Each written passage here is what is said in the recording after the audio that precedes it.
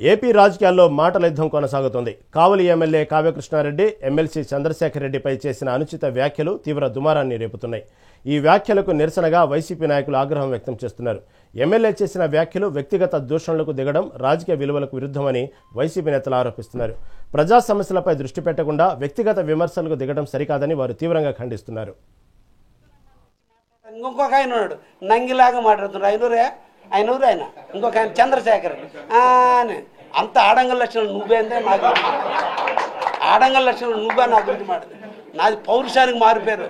కావ్య అంటే పౌరుషం గుర్తుపెట్టుకో. చంద్రశేఖర్ రెడ్డి సంస్కారంగా మాట్లాడండి. మీరు అనుకుంటున్నారు ఇది నిప్పు ఎవరికి లొంగదు. నాకు జన్మనిచ్చిన నా తల్లిదండ్రులకి, నాకు స్టిక్కర్ ఇచ్చి నాకు ఎమ్మెల్యే చేసిన నా గురువు చంద్రబాబుకి, లోకేష్కి తప్ప నీలాంటి కపటదారులకు లొంగే ప్రసక్తి జరగదని కూడా ఈ సందర్భంగా తెలియజేస్తూ, నేను మగాడిని, నేను పెద్ద తోపుని, పెద్ద తురుముని, నేను నిప్పుని, తుప్పుని, ఉప్పుని అన్నావు. ఇవన్నీ నీకు నువ్వు సెల్ఫ్ చేర్చుకోవటం కాదయ్యా.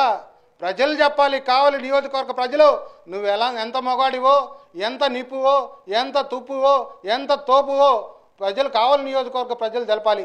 నేను మాట్లాడితే నేను కావాలి నియోజకవర్గంలో 32,000 మెజార్టీ గెలిచానంటున్నావు. ప్రజలు గెలిపించారా? నీ ఈవీఎంలు గెలిపించాయా? ఈ రాష్ట్ర ప్రజలకు, ఈ నియోజకవర్గ ప్రజలకు అందరికీ తెలుసు. నువ్వు అక్కడవే కాదు గెలిచింది. 164 స్థానాలు మీ కూటమి నాయకులు పోటీ చేస్తే 164 స్థానాల్లో గెలిచారు. అది నీ ప్రభావం కాదు, ఈవీఎంల ప్రభావం అని చెప్పి నేను హెచ్చరిస్తున్నా.